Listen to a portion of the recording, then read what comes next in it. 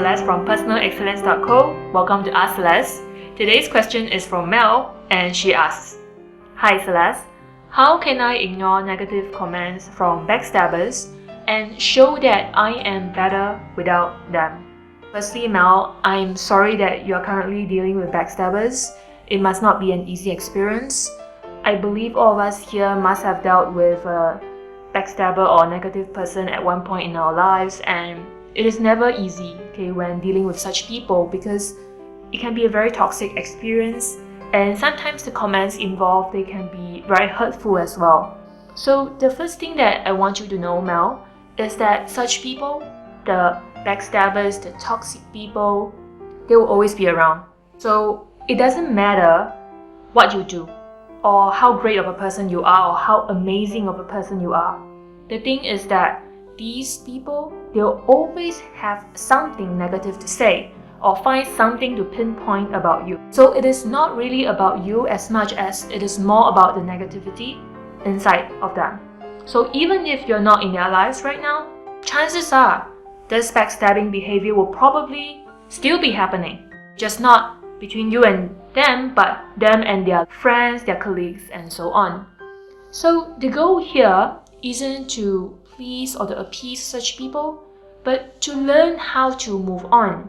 This brings me to my first tip, which is to let go of these toxic connections. So the best way to deal with such negativity is to not even allow it to enter our lives to begin with. This may be difficult if such people, they are currently deeply entrenched in your life. Like for example, they are in your social networks, they are in your work networks, they are your colleagues even. What to do here is to minimize the contact. For example, let's say this person is your colleague. So just do whatever is necessary within the work context. Conduct everything in a professional manner, deal with things professionally, but then just leave things at that. Likewise, if it's your friend's friend. So just interact normally as needed within the social context, but don't try to bring the connection further from there. My second tip is to focus on the positive things in your life. So when it comes to negativity, I found that the most effective approach to dealing with it is not necessarily to tackle that negativity, but more to focus on the positive things that's currently in your life.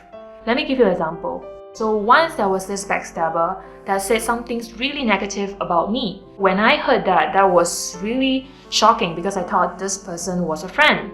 Then I thought, so if this person turned out to be like that, the toxic person, then I should really be focusing my energy on the great people around me. My great friends, people whom I appreciate and love a lot, and shower them with even more love than I was doing before.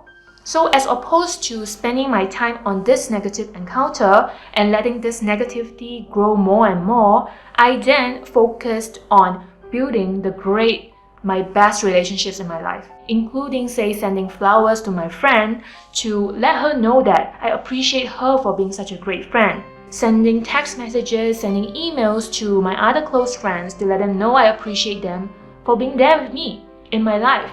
This is where you're really building on the positivity as opposed to the negativity. Because focusing on the negativity isn't really going to bring anything constructive into your life, but focus on the positive things.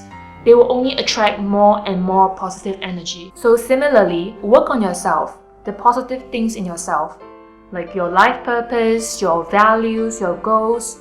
Work on them. Take on this opportunity to really work on yourself, build yourself, work on your personal growth areas. I found that the more we know ourselves, the more we build ourselves, the less ability negative people and negative words are able to tear us down. Because when we are more aware of ourselves and more assertive, and we are living the life that we want to live, then we are in a place of positivity where negative things cannot affect us in the same way that they were in the past. So this brings me to the next part of Mel's question, where she asks, how can I show that I am better without them? This is where I'm letting you know that there is no need to do that. There is no need to show them that you are better without them. There is no need to prove to them, or anybody for that matter, about who you are or how great your life is. Because at the end of the day, it's not a race. It's not a contest, it's not a competition. We're really all here living our life for ourselves, just being the best we can be and living the best life that we can have. So this is not about proving that, okay, our life is so great without you around. Of course, it's natural, okay? We may feel this feeling of spite when there's someone toxic who try to hurt us. But know that for as long as you try to prove to someone else that your life is better without them, even if it may feel rewarding doing that, at the end of the day, you're really still living in their shadow. And that's not what you want. What you really want is to be living your life, okay, being happy, being content, because you are having the life that you want and not because you are trying to prove to someone something. So this brings me to my third tip, which is to forgive them. It may sound like a far-fetched idea and it may not be something that is possible to accomplish overnight, and I totally understand.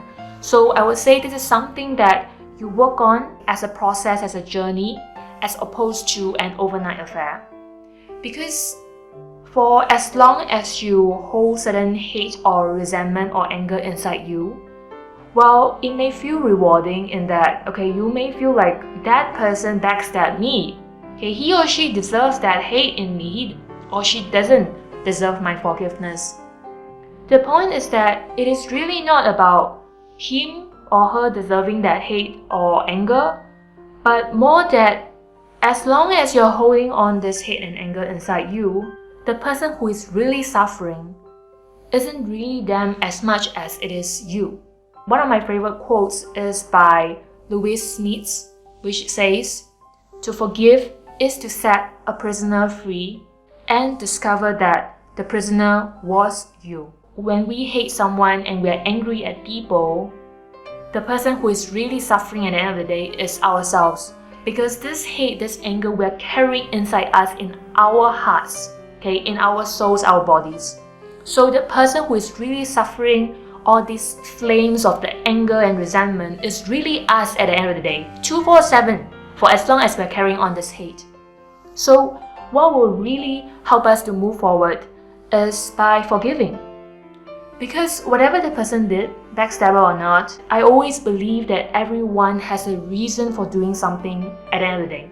The action may not be positive, sure, okay, but I always feel like we are all in our individual growth paths, and sometimes, a lot of times in fact, we probably do things that we're not proud of. So if that's the case, that's the same for other people as well, that people can also sometimes do things that they're not proud of, and sometimes they may be in their own journeys and they may be discovering for themselves what are the things that they want to do right, what are the things that they want to hold true, and so on. And that's fine, that's their own life. But for ourselves, understanding that people have reasons for doing certain things and none of us are at a place of perfection. We are all growing and learning. So learning to understand, to empathize, to forgive, and most importantly, to work on ourselves. Okay, we all have flaws, to work on our own flaws, to work on the things that we want to improve on, and to just focus on being the best that we can be, okay, and to live our best lives. I believe that is really the most important at the end of the day. Okay, so for more on dealing with backstabbers, check out the PE article, personalexcellence.co/blog/backstab. So for today's video, I have a giveaway, and it's this very lovely mug, which says, "Happiness anytime, anywhere, just pick it up." It comes with a lid, and inside is a very nice green color. It's quite a large mug, so you can fill it in with quite a bit of water. What I love about this quote is that it reminds us that happiness is really everywhere around us, okay, and happiness is a choice. So for some of us, maybe we're dealing with certain obstacles in our lives right now. Okay, maybe we're dealing with certain negative people in our lives, and some of these situations may not be changeable overnight. Know that no matter how bad it is, that happiness is a choice. Okay, you may be dealing with the most terrible, sucky things on earth, but you at this moment have a choice to be happy. in spite of these obstacles and negativity. And it's because you choose to be happy that you are then able to take the constructive steps towards changing these situations, towards constructing and building the life that you want, and to just move forward in your life. So, to be eligible for this giveaway, 3 simple steps.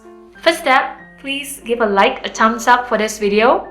The second step is to subscribe, Celes.tv. And the third step is to post a comment sharing a tip or two on how to deal with backstabbers. The contest ends 1 week from the date of this video, and I'll be picking one lucky winner. So that's it. Thank you for watching. Be sure to like this video and subscribe to Celes.tv for more videos like this.